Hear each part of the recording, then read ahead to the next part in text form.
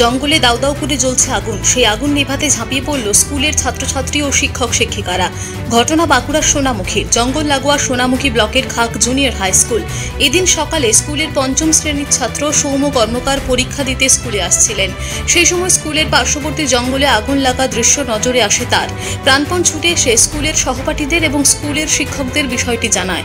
সময় অপচয় না করে স্কুল থেকে জঙ্গলের উদ্দেশ্যে ছুটতে থাকেন ছাত্রছাত্রী এবং শিক্ষকেরা। হাতের কাছে যে যা পেয়েছে তাই দিয়ে আগুন নেভানোর চেষ্টা করেন তারা। দেখা যায় কেউ গাছের ডালা ভেঙে, কেউ ধুলোবালি দিয়ে জীবনের ঝুঁকি নিয়ে আগুন নেভানোর চেষ্টা করছে খুদে পড়ুয়ারা। প্রায় 1.5 ঘন্টার প্রচেষ্টায় অবশেষে আগুন নিয়ন্ত্রণে আসে। এরপর দীর্ঘ সময় পরে ঘটনাস্থলে আসে বন দপ্তরের কর্মীরা। কে বা কারা এই আগুন লাগিয়েছে তা জানা গেলেও প্রাথমিকভাবে অনুমান করা হচ্ছে কোনো অসাধু ব্যক্তি এই ধরনের ঘটনা ঘটিয়েছেন। স্কুলের খুদে পড়ুয়াদের দাবি, এইভাবে জঙ্গলে আগুন লাগালে পরিবেশে অক্সিজেনের ঘাটতি হবে, ছোট চারাগাছ নষ্ট হবে, মৃত্যু হবে জঙ্গলের পশু পাখি থেকে শুরু করে ছোট ছোট প্রাণীদের। স্কুলে পুঁথিগত বিদ্যার পাশাপাশি ছাত্রছাত্রীদের পরিবেশ সম্বন্ধে এতটা সচেতন দেখে খুশি এলাকার মানুষ। পরীক্ষা দিতে এসেছিলাম, তারপর আমরা প্রথমেই চলে আসি, তারপর সৌম্য লাস্টে আসে। এবার ও দেখছে যে দমে আগুন জ্বলছে, ধোঁয়া হচ্ছে।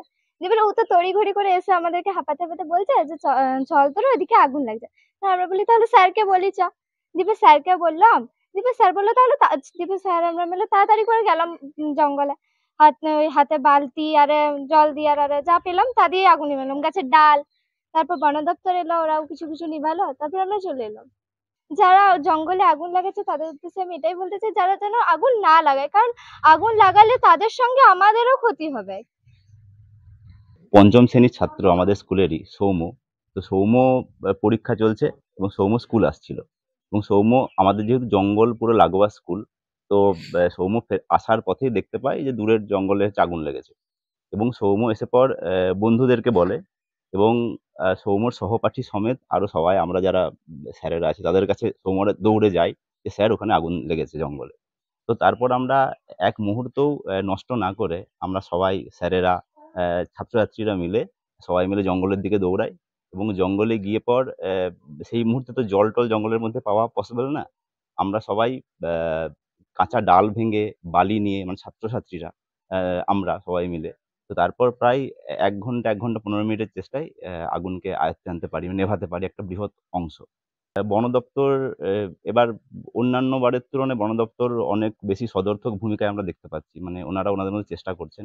তবে আমার মনে হয় আরো বেশি এখানে চেষ্টাটা দরকার, কারণ বাঁকুড়া বা এই দিকটার হচ্ছে কি বেশিরভাগ অংশই জঙ্গল এলাকা। এবারে শুধু এই জঙ্গল বাঁচানো শুধু বাঁকুড়ার স্বার্থের জন্য তো নয়, আমাদের সবার জন্য, প্রত্যেকের জন্য। তো সেই জন্য বন দপ্তরের এই বিষয়টা নিয়ে আরো বেশ কিছু সদর্থক ভূমিকা নেওয়া উচিত বলেই আমার মনে হয়। অসাধু ব্যক্তি যারা আছেন আমাদের সমাজে, তারাই সাধারণত এই জাতীয় কাজগুলো করেন। বাঁকুড়া থেকে নিজস্ব প্রতিনিধির রিপোর্ট, টিভি নিউজ 10। সুলভের সঠিক চিকিৎসার একমাত্র প্রতিষ্ঠান বিবেকানন্দ হসপিটাল। 24 ঘন্টা emergency service, blood bank, trauma care. আপনাদের সেবায় আমরা তৎপর। গুণমান ও পরিষেবায় দুর্গাপুর বিধাননগরের ডক্টর জাকির হোসেন এভিনিউর বিবেকানন্দ হসপিটাল শিল্পাঞ্চলের মানুষের মন জয় করেছে।